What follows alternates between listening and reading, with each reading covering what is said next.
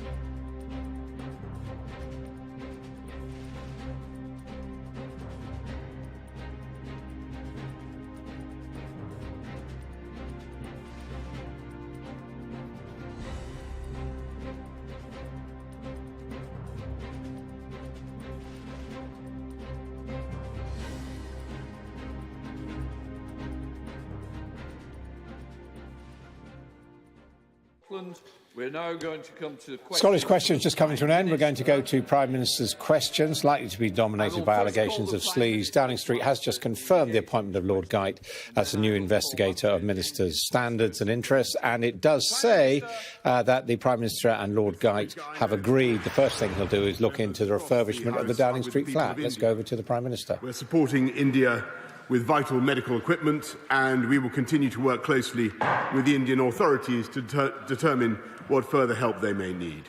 Mr. Speaker, I also welcome last week's Court of Appeal decision to overturn the convictions of 39 former sub-postmasters in the Horizon dispute, an appalling injustice.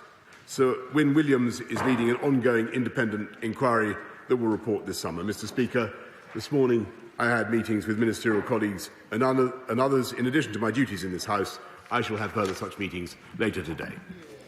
Let's go to Andrea Jenkins. Andrea.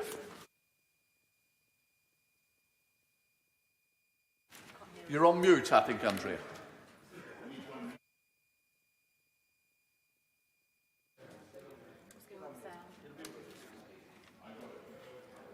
Have you got the answer? Tell us more about PMQs. I'm sure the Prime Minister knows the answer. Prime Minister.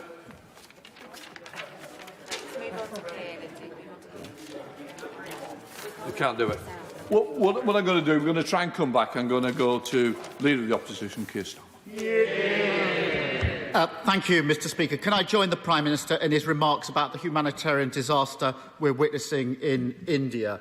I know the UK has already committed some support, but given the scale and gravity of the disaster, I hope the Foreign Secretary will set out today what more the UK will do to help the Indian people in their hour of need.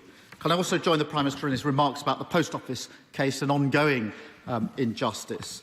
And of course, today is International Workers' Memorial Day, and this day, this year, after all the sacrifices our frontline workers have made during the pandemic, it's even more poignant than usual. I join in solidarity with all those mourning loved ones today. Mr. Speaker, it was reported this week, including in the Daily Mail, the BBC and ITV, backed up by numerous sources, that at the end of October, the Prime Minister said he would rather have, and I quote, bodies pile high than implement another lockdown. Can the Prime Minister tell the House categorically, yes or no, did he make those remarks or remarks to that effect? Prime Minister. No, Mr. Speaker, and I think the right honourable gentleman is a lawyer, I'm given to understand. I think that if he's going to repeat allegations like that, he should come to this House and substantiate those allegations and say where he heard them and who exactly is supposed to have said those. Who exactly is supposed to have said those things, Mr. Speaker? Because what I certainly can tell him, and he asked about the October decisions, they were very bitter, very difficult decisions, as they would be for any Prime Minister, Mr. Speaker, because no one wants to put this country into a lockdown with all the consequences that means for loss of education, for the damage to people's life chances, to the huge medical backlog that it entails. But it was thanks to that lockdown, the tough decision that we took, Mr. Speaker, and thanks to the heroic efforts of the British people, that we have got through to this stage in the pandemic where we find ourselves rolling out our vaccine, where we've done 50% of the population, 25% of the adult population have now had 2 doses, Mr. Speaker, and lockdowns are miserable. Lockdowns are appalling things to have to do, but I have to say that I believe that we had absolutely no choice. Yes, Starmer. Well, somebody here isn't telling the truth.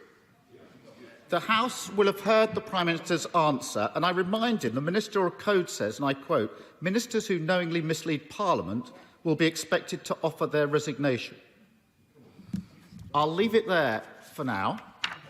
Turning to another issue, there'll be further on this, believe you me, who initially, and Prime Minister, initially is the key word here, who initially paid for the redecoration of his Downing Street flat? Mr. Speaker, when it comes to misleading Parliament, he may recollect that it was only a few weeks ago that he said that he didn't oppose this government, this country staying in leaving the European Medicines Agency. The fact that he was then forced to retract and leaving the European Medicines Agency was absolutely invaluable for our vaccine rollout. And actually, it was just last week that he said that James Dyson. He said that James Dyson was a personal friend of mine. A fact that James Dyson was corrected in the newspaper this morning. As for the latest stuff that he's bringing up, he should know that I paid for Downing Street refurbishment personally, Mr. Speaker, and I contrast it.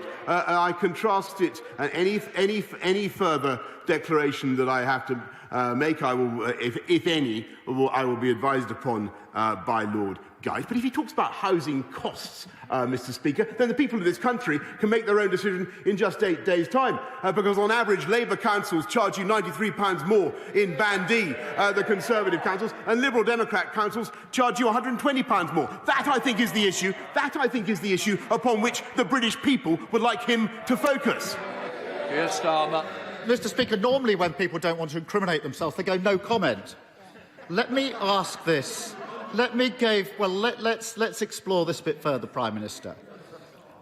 Let's ask it a different way. Either, this is the initial invoice, Prime Minister, initial invoice, either the taxpayer paid the initial invoice, or it was the Conservative Party, or it was a private donor, or it was the Prime Minister. So I'm making it easy for the Prime Minister. It's now multiple choice. There are only 4 options. It should be easier than finding the chatty rat, Mr. Speaker. So I ask the Prime Minister again, who paid the initial invoice, Prime Minister, for the redecoration of the Prime Minister's flat, the initial invoice? Prime Minister. Mr. Speaker, I've given him the answer, and the answer is I have covered the costs, and I think most people will find it absolutely bizarre. And of course, there's an Electoral Commission investigating this, and I can tell him that I've conformed in full with the Code of Conduct, with ministerial code, and officials have been kept. Have been advising me throughout this whole thing, but I think people will think it absolutely bizarre that he is focusing on this issue. When what people want to know is what plans the Labour government might have to improve the life of people in this country. And let me tell you, if he talks about housing again, we're helping people on the house. I'd rather not spend taxpayers' money, by the way, like the last Labour government, who spent £500,000 of taxpayers' money on the Downing Street flat. I'd rather, yes, they did, tarting it up. I would much rather help people get on the property ladder, and it's this Conservative government that has built 244,000 homes in the last year, which is a record over 30 years. This is a government that gets on with delivering on the people's priorities, while he continually raises, I think, issues that most people would find irrelevant to their concerns. Keir Starmer. Mr. Speaker, he talks of priorities. What's he spending his time doing? This is a Prime Minister who, during the pandemic, was nipping out of meetings to choose wallpaper at £840 a roll. Just last week, he spent his time phoning journalists to moan about his old friend Dominic Cummings. And he's telling the civil service to find out who paid for the redecoration in his flat. The Cabinet Secretary has been asked to investigate who paid for the refurbishments in the flat. Why doesn't the Prime Minister just tell him? That would be the end of the investigation. Mr. Speaker, it's been widely reported that Lord Brownlow, who just happens to have been given a peerage by the Conservative Party, was asked to donate £58,000 to help repay for the cost of this refurbishment. Can the Prime Minister, if he's so keen to answer, confirm, did Lord Brownlow make that payment for that purpose? Minister.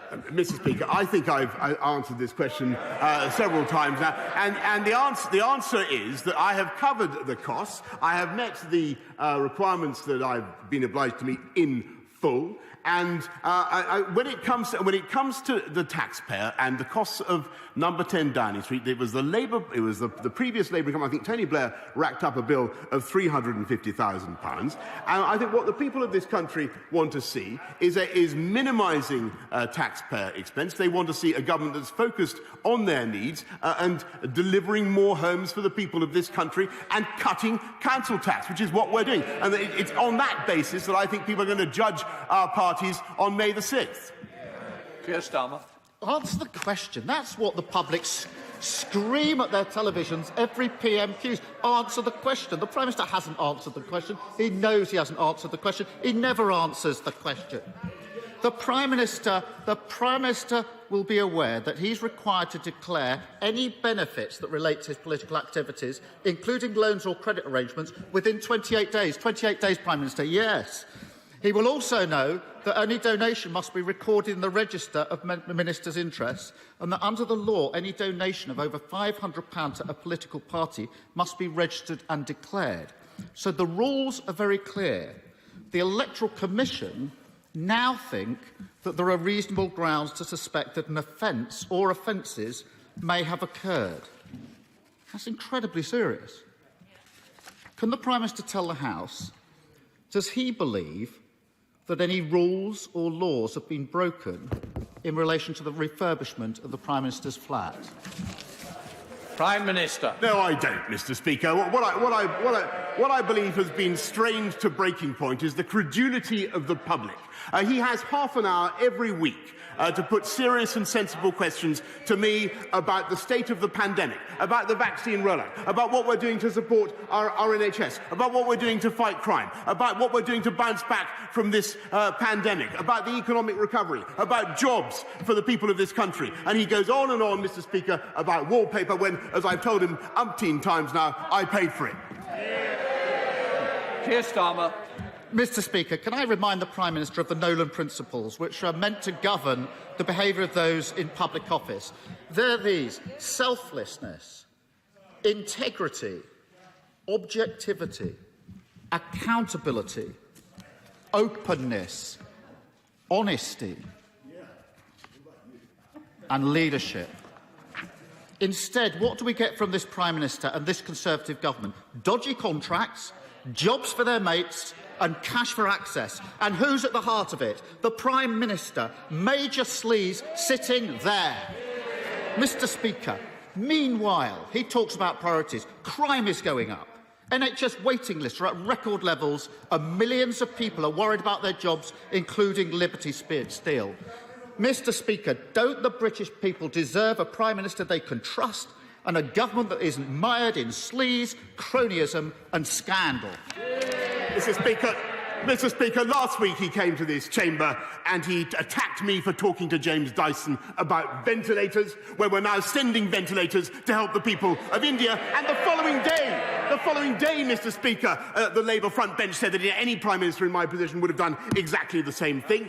It wasn't only a few months ago that they were actually attacking Kate Bingham, saying she was a crony when she helped to set up the vaccine task force that delivered millions of vaccines for the people of this country, Mr. Speaker, and helping us to get out of the pandemic. This is a government that is getting on with delivering on the people's priorities. We're rolling out many more nurses, 10,000 more nurses in the NHS now than there were this time last year, 8,771 more police officers on our streets now than there were when I was elected, including tougher sentences, Mr. Speaker, for serious sexual and violent criminals, which he opposed, Mr. Speaker. We're getting on. And by the way, I forgot to mention it. Last night, our friends in the European Union voted to approve our Brexit deal, which he opposed, which enables us not just to take back control of our borders, Mr. Speaker, but to deliver free, which it does, which he fervently opposed, enabling us, amongst other things, to deal with such threats as the European Super League, Mr. Speaker, but it enables us to deliver free ports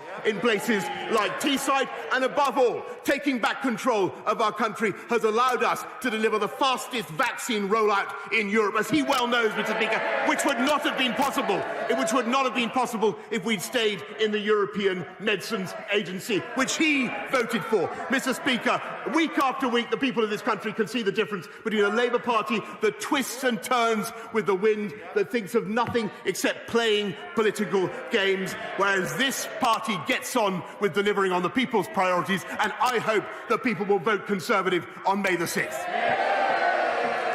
Let's see if we can calm it down a little. Joy Morrissey. Thank you, Mr. Speaker. The UK is indeed a world leader in COVID-19 vaccination. May I thank the Prime Minister for the swift action he has taken to deliver this for our country. And will the Prime Minister join me in thanking the many local volunteers, such as Kirsty Griffith, who has been volunteering at the Marlow Vaccine Centre, and Guy Hullis and Paul Bass, who have been volunteering alongside the Denham Community Health. And thank you for the vaccine rollout in South Bucks. Prime Minister. My honourable friend should thank everybody involved, and it's been a fantastic national effort led by the NHS, led by overwhelmingly by GPs, but also by many others, by local council officers, officials, by the army, by many others, and of course huge numbers of volunteers in her constituency and elsewhere. And I thank Kirsty Griffiths, Guy Hollis and Paul Bass very much for everything they've done. Let's go to the Leader of the SNP, Ian Blackford. Ian. Thank you, Mr. Speaker. And can I associate myself with the remarks of the Prime Minister and the Leader of the Opposition over the humanitarian crisis in India and the injustice over the Horizon issue at the Post Office. Mr. Speaker, over 127,000 people have died from COVID in the United Kingdom. People have lost their mothers and fathers, their grandparents and even their children. NHS staff have given their all, fighting to keep people alive. That's why so many people find the Prime Minister's remark that he would rather let their bodies pile high in their thousands than go into lockdown utterly sickening. The BBC and ITV have multiple sources confirming that this is what the Prime Minister said. People are willing to go under oath, Mr. Speaker, confirming that the Prime Minister said these exact words, under oath, Mr. Speaker. Now, parliamentary rules stop me from saying that the Prime Minister has repeatedly lied to the public over the last week. But can I ask the question, are you a liar, Prime Minister?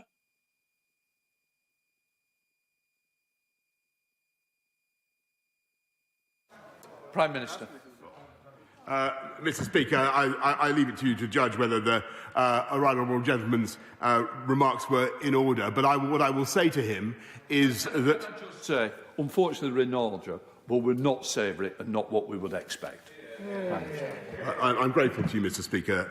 But what I would say to the right honourable gentleman is that if he is going to relay that kind of quotation, it is up to him in a place like Parliament to produce the author. The person who claims to have heard it, because I can't find them.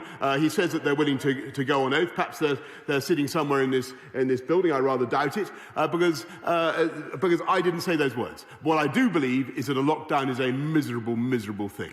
And I did everything I could to try to protect the British public throughout the pandemic, to protect them from lockdowns, but also to protect them from disease. And he's right to draw attention to the wretched toll that COVID has brought. And we grieve. I know the whole House grieves for every family that has lost a loved one. It has been a horrendous time. But it is thanks to that lockdown and the vaccine rollout, combined with the vaccine rollout, that we're making the progress we are. And I may say we're making progress across the whole of the United Kingdom. Let's go back to Ian Blackford. Ian. Thank you, Mr. Speaker. And of course, it's the Prime Minister's behaviour which is not in order. This is a Prime Minister who is up to his neck in a swamp of Tory sleaze. We've seen contracts for cronies, texts for tax breaks, and cash for curtains. The Prime Minister has dodged these questions all week, and he's dodged them again today. But these questions simply are not going to go away. So when exactly was money funneled through Tory HQ into his personal bank account? When did he pay back this money? Was it an interest-free loan? And who is the donor or donors who originally funded it? Is the Prime Minister aware that if he continues to fail to answer these questions, that the Electoral Commission has the powers to prosecute him? Will the Prime Minister publish these details today, or is he going to wait until the police come knocking at his door? Mr. Speaker, as I've said, I look forward to what the Electoral Commission has to say, but I can tell him that for the rest of it, he's talking complete nonsense. And the only thing I will say is that it is thanks to our investment in policing that we're going to have another 20,000 more officers on the street of the streets of our country, and that is a fantastic thing. And we will be making sure that gets through to Scotland as well. What we want to see is a Scottish nationalist government stop obsessing about breaking up our country, which is all they can think about and talk about tackling crime and using that investment to fight crime, which is, I think, what the people of Scotland want to see. Gary Shamrock. If the Prime Minister was to walk down Bristol Road South in Longbridge today, he would see a small army of JCB diggers levelling out the old MG Rover Westworks site to provide one of the biggest levelling up projects locally, with 5,000 extra jobs at an industrial site. But what people want to see too is a regeneration of Northfield High Street with a proper plan and money on the table. And so does the Prime Minister agree with me that we need people like Andy Street's driven and energetic mayors delivering for the West Midlands, working with me and local Conservative councillors to deliver on this plan? Because after all, Mr. Speaker, teamwork makes the dream work. Mr. Speaker, I'm lost in admiration for what Andy Street is doing. He's a fantastic mayor of the West Midlands, and he's got a fantastic vision for transport, for jobs, for growth and recovery, and I hope everybody votes for Andy Street on May the 6th. Right, let us go to Liz Saville-Roberts. Liz. Diolch yn fawr, Lefarydd. I think it's worth repeating the Ministerial Code's 7 guiding principles: selflessness, integrity, objectivity, accountability, openness, honesty and leadership. The Prime Minister has spent the week ticking them off on his don't-do list.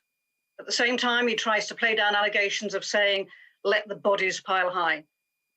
Given that the sole judge on questions relating to the conduct of ministers and the conduct of the Prime Minister is the Prime Minister himself, what happens when a Prime Minister goes rogue? Mr. Speaker, the people of this country have a chance to make their own minds up on May the 6th. And when they look at what's happening in Wales, Mr. Speaker, they have a chance to make a choice between what I'm afraid a continually failing Welsh Labour government or Welsh Conservative administration in Cardiff that I believe has a fantastic vision. 65,000 high-skilled, high-paid jobs, finally addressing the problems of the A55, getting 5,000 more teachers, 3,000 more nurses into the Welsh NHS, solving the problems of the M4, which I've spoken about so movingly many times in this chamber before, Mr. Speaker. I hope that people will avoid voting for Plaid Cymru and that they will vote for Welsh Conservatives on May the 6th in Wales. Duncan Baker. Mr. Speaker, as probably the only former sub-postmaster in Parliament, last Friday's ruling was the beginning, not the end. Yes, it will cost a lot of money, and yes, it would take time, and there is more compensation that is needed. But does the Prime Minister agree with me that only a proper, judge-led public inquiry can really bring justice to those victims of this horrendous accounting scandal, and also hold to account those involved behind the scenes? I'm grateful to my honourable friend for his expertise in this matter, and thank him for what he has just said, because he's totally right. I think that what happened to those post office workers, the postmasters, the sub-postmasters, was appalling. It was one of the biggest miscarriages of justice in our history, Mr. Speaker, and we are looking indeed at the issues involved, and the former High Court Judge Sir Wyn Williams will be making recommendations about what further actions, what further apologies we need to make. Let's go to Howell Williams. Howell. Thank you, Mr. Speaker. The PM just raised the matter of the Welsh general election. Well, in March last year, this United Kingdom Conservative government intercepted a deal between Wales and the Roche Pharmaceutical Company for 5,000 daily COVID tests, instructing the company to reserve all additional COVID tests to England. Those tests would have been crucial to saving thousands of lives in Wales. So, as we go to the polls next week, will the Prime Minister tell us why Welsh lives meant so little to him? Mr. Speaker, I'm afraid the honourable gentleman is completely wrong in what he says about tests, but I can tell him that he's right about one thing, which is that Wales has made an amazing contribution to our UK fight back against COVID. And it was incredible to go to the Wockhardt factory in Wrexham, to go to that site. And it's Wockhardt working together with Oxford Biomedica that has enabled us to roll out the Oxford AstraZeneca vaccine, Mr. Speaker, that has made such a difference. And I want to say a massive thank you again to those Welsh scientists, all those people working in that factory, because they have helped to save countless lives across the UK. Laura Phillips. Thank you, Mr. Speaker. The integrated review confirms the vital role the atomic weapons establishment in Berkshire will play in our future nuclear capability. I want to pay tribute to them, and particularly to the senior female employees who have won a slew of national awards for their work in defence, science, engineering and nuclear security. Given the government's significant investment in all these sectors, would my right honourable friend say how he plans to improve women's participation in these fields, where they've been historically underrepresented, and could I invite him to the AWE to illustrate our success? Yes. I will be honoured to take up her invitation as soon as I can. In terms of the female representation in that sector, she should, of course, knows that Alison Atkinson became the Chief Executive Officer and Managing Director of AWE in May 2020, and there are huge numbers of opportunities for women to join our armed services, thanks, Mr. Speaker, above all, to the biggest uplift in defence spending since the end of the Cold War. Let's go to Sir Keir. Very much, Mr. Speaker. I welcome the Prime Minister's commitment last week to include aviation and shipping into our target emissions. But surely the Prime Minister knows that we will miss this target if we proceed with a third runway at Heathrow. And furthermore, that would undermine the progress that this government hopes to make towards net zero. So will the Prime Minister take this opportunity to commit to amending the airport's national policy statement in light of these commitments? Mr. Speaker, the third runway at Heathrow is, as she knows, a private sector venture. It's up to them to produce the capital to do it. I don't see any immediate sign of that particular project coming off. I think what we should be looking at instead, and what we are looking at, is the prospect of jet zero aviation, Mr. Speaker, of flying without carbon emissions, or with far lower carbon emissions. And it is in that area that the Department of the BEIS and DFT are working together with the manufacturers so that this country leads in guilt-free flying. Thank you, Mr. Speaker. Right now, in every part of the country, levels of business optimism are higher than they have been since the start of the pandemic, with many firms planning to hire more staff and create more apprenticeships for our young people. And there's one factor, more than anything else, that underpins that optimism, and that is the success of the UK vaccination programme. So does my right honourable friend agree with me that there's never been a more important moment for voters in Scotland and in Wales to reject the negativity and the divisiveness of the nationalists and instead look forward to a brighter and stronger future as one united kingdom? Absolutely. I don't know why the shadow leaders, PPS, is shaking her head, because surely she would agree with that. We want to work together across the whole of the UK, and I pay tribute to, as I have just said, to the incredible work of the Wockhardt factory in Wales, but there's also the Valneva factory in Scotland, and the whole of the United Kingdom coming together, represented by our armed services, and above all by our NHS, helping to deliver that vaccine rollout to protect the country and take it forward. Let's go to Janet Davey. Janet. Thank you, Mr. Speaker. It is absolutely shocking that we have heard the Electoral Commission is investigating funding of the Prime Minister's Downing Street flat, saying there are reasonable grounds to suspect an offence. Why does the Prime Minister think all of these stories about sleaze, corruption and dishonesty keep happening to him and his Conservative government? I tell you what, Mr. Speaker, I think it's because people are absolutely determined to find anything they can hang on to talk about, except the vaccine rollout, except our plans to unite and level up across the country, except our plans to fight crime and give people the opportunity to buy their own homes, because they don't want to discuss those issues, because they can't win on those issues, Mr. Speaker, because they've got absolutely nothing to say. And that's what's become clear over the last year. Let's go to Nick Fletcher. Nick. Thank you, Mr. Speaker. Before I ask my question, may I first ask the Prime Minister to join me in thanking all the staff at Doncaster Royal Infirmary and the emergency services for dealing swiftly with a major water leak yesterday. Fortunately, no one was hurt and all patients have been moved safely to other wards. However, back to my original question, the local elections are only days away. I would therefore like to ask the Prime Minister if he would offer his full support to Doncaster Conservative mayoral candidate James Hart.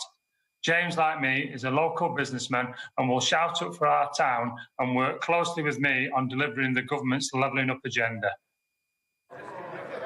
Minister.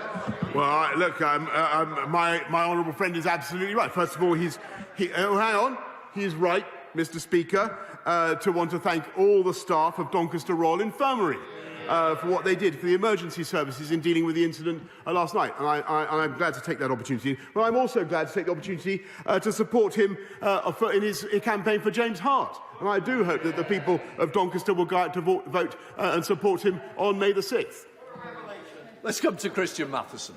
Speaker, the Prime Minister promised in a series of texts to fix a tax issue for his mate, Sir James Dyson. At that dispatch box last week, he promised to publish those texts, but of course he's not made good on that promise. So when will he publish them? Mr. Speaker, I promised to publish the account of my dealings with James Dyson, which is exactly what I have done. And I can't believe they don't learn their lesson, Mr. Speaker. They attacked the government for having any kind of discussions with a British ventilator maker last week, or potential ventilator maker last week, and then the following day they did a U-turn and said that any Prime Minister would do it, and they've now done a double U-turn, Mr. Speaker, and they're trying to bash me again. Which is it? Do you believe the government should be supporting British manufacturing delivering ventilators? Yes or no? That's the question for Labour. Let's go to Dr. Luke Evans. Luke. Mr. Speaker, my constituency is best for Battle of Bosworth, but we also have many other attractions like Twycross Zoo, Mallory Racecourse, Burbage Common and Thornton Reservoir. Now, these attractions all support superb cafes and pubs. With the bank holiday weekend coming up, does the Prime Minister have any plans? Does he want to pop up to Bosworth? But more importantly, what is the government doing to support these attractions and domestic tourism as we go into the summer? I want to thank my honourable friend. I want to tell him that no matter how many pints I joined him in lifting in the pubs of Bosworth, it could not do as much for the economy of Bosworth as what we're already doing with the £56 million welcome back fund, probably even more welcome than my presence in Bosworth. I venture to suggest, that, hotly contested perhaps, and that we've extended the cut in VAT for tourism and hospitality to 5% right the way through till the end of September. Go to Lillian Greenwood. Lillian. Thank you, Mr. Speaker. Isn't the truth behind all of this the sleaze, the scandals, the jobs for your mates, the cash for curtains, that the Prime Minister thinks that rules, laws and decency are for other people? The sort of people who shop at John Lewis or IKEA or Argos, who don't have wealthy donors to fund their lifestyle, not for people like him and his ministers. Prime Minister. Mr. Speaker, I think what people think is that the Labour Party are losing all the arguments across British politics. They've got nothing to say. They've got no plan for our future and no vision for our country. They see a Conservative government that is getting on with uniting and levelling up with the most ambitious agenda any government has had for generations. And I think that's what they're listening to. Let's go to Ben Bradley. Ben. Prime Minister, next week residents here in Nottinghamshire will go out to vote for the first time since that incredibly successful 2019 election, where they elected a full slate of Conservative MPs across every constituency in this county. Despite that success, many areas like Mansfield and much of the new Blue Wall across the Midlands and North will still have mainly Labour councillors at a local level. Does my right honourable friend have a message for Nottinghamshire voters who have the opportunity next week to elect a Conservative local team that can work with our MPs to deliver for Nottinghamshire? Yes, I do, and I want to thank him for all the wonderful work that he does for his constituency. My message would be, yes, I hope that people of Nottinghamshire will get out and vote Conservative, because it's we who share your priorities on crime, on the NHS, on investment in infrastructure and on levelling up across our country. So I hope you will vote Conservative on May the 6th. Right, let us go to Rachel Hopkins. Rachel. Thank you, Mr. Speaker. When was the Prime Minister and his Chief of Staff first made aware of the plan for a European Super League? I first was made aware of the plan for a European Super League on, I think, the Sunday night, and we acted decisively, using the arsenal of legislative freedoms that we now have, thanks to leaving the European Union, which he opposed. Of course, we acted decisively to make clear that the UK government took a dim view of this matter, Mr. Speaker, and the same goes for my Chief of Staff. Siobhan Bailey. Thank you, Mr. Speaker. My constituency of Stroud recently won the Best Place to Live, and there is much to visit there, including a historic lamp standard that was erected to celebrate Queen Victoria's Diamond Jubilee. And next year, our own Queen will mark her succession to the throne of 70 years. And I would ask the Prime Minister, will he join me in supporting the gift being proposed by Parliament to mark Her Majesty's Platinum Jubilee? I want to thank my honourable friend for a wonderful proposal, and I would certainly encourage all colleagues to support and to contribute to her project. We're now going to go back to Andrea Jenkins. Andrea. Thank you, Mr. Speaker. Next week we will elect our first mayor of West Yorkshire. Now, does the Prime Minister agree with me that for far too long Labour have taken our northern heartlands for granted? On Thursday, the 6th of May, we'll have the opportunity to elect patriotic, hard-working northerners like Matt Robinson, Ben Houchin and Jill Mortimer in Hartlepool. They will be strong voices and champions for infrastructure and housing and jobs. We must seize this chance to build back better after the pandemic, and that only the Conservatives will deliver on this. Well, Mr. Speaker, they don't like that sort of thing, do they? They don't like focusing. They don't like focusing on the issues that actually matter to the British people and the people of West Yorkshire. I thank my honourable friend. She's absolutely right. I hope they will go. The people on May the 6th will get out and vote for a party that believes in supporting our NHS, that believes in fighting crime, not being soft on crime, and that will bring jobs and regeneration across the entire country. And I hope that they will vote Conservative on May the 6th. Order. I'm now suspending the House for 3 minutes to enable the necessary arrangements for the next business. So a fairly tense session of Prime Minister's questions, the last one for a while because of the elections next week. Probably remembered because the Prime Minister repeatedly didn't answer the question as to who paid for the initial redecoration of his flat. That's now under investigation by a number of bodies, including the Electoral Commission and the new Commissioner looking into Ministers' interests, Lord Geit, who's been appointed. However, he did make a categorical denial. No, he did not make the remark about being prepared to see bodies piled high in a third wave of COVID.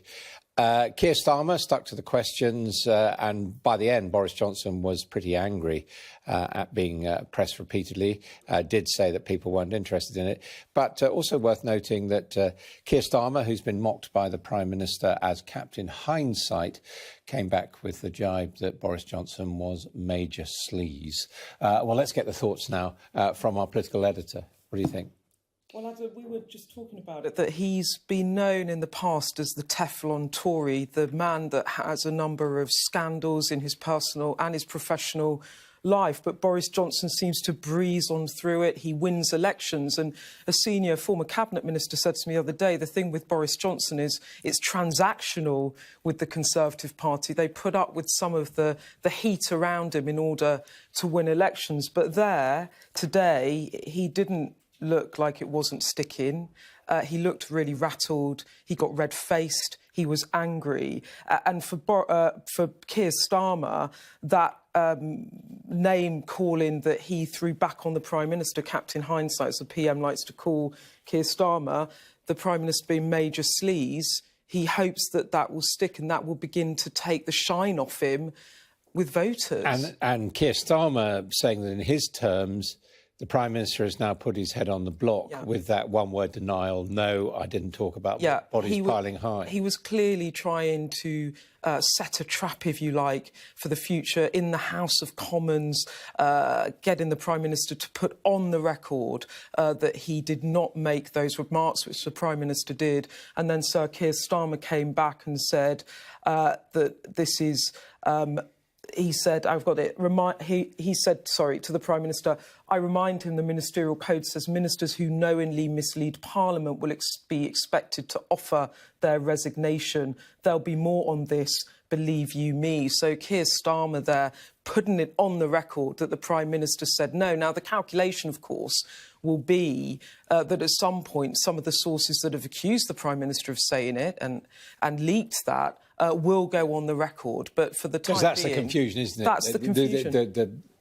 Some broadcasters and the Daily Mail have said, look, this happened, but we haven't actually got anyone saying, yes, I was there and I heard it. No, it's all from sources who do not want to go on the record and say it. The Prime Minister has on the record denied it. Now, it might be that there's a difference in recollection about what was said or the way it was phrased. But the issue is whether or not any sources come on the record. And with that in mind... Or if there's a recording or something. If there could be a recording, and with that in mind, you know, Dominic Cummings is going to appear at a Select Committee parliamentary hearing next month. In the blog he put out last week, he said that he was happy to answer all the questions and publish all his emails and correspondence that he has had. So that is also hanging over the Prime Minister. What might he say on record, and could that change the dynamics? And anything else? Any other important matters? I mean, it was nice to see that a sub-postmaster did actually raise the scandal of the wrongly persecuted and prosecuted sub-postmasters and mistresses. Well, that's obviously been a huge story about the postmaster and people being wrongly accused and then losing their livelihoods. And lots of people outside Westminster say, why are you all focusing on all of this allegations of sleaze when there are those sorts of matters? But actually, the matter of the flat today, that is a really serious issue. It's now under formal investigation. The Prime Minister there at PMQs just stonewalling on who made the initial payment. And when you're up against a QC... that looks like waffle. OK, Beth, well, Prime Minister began by talking about assistance being sent to India because of the pandemic, and Lisa Nandy now asking an urgent question on that subject. Thank you.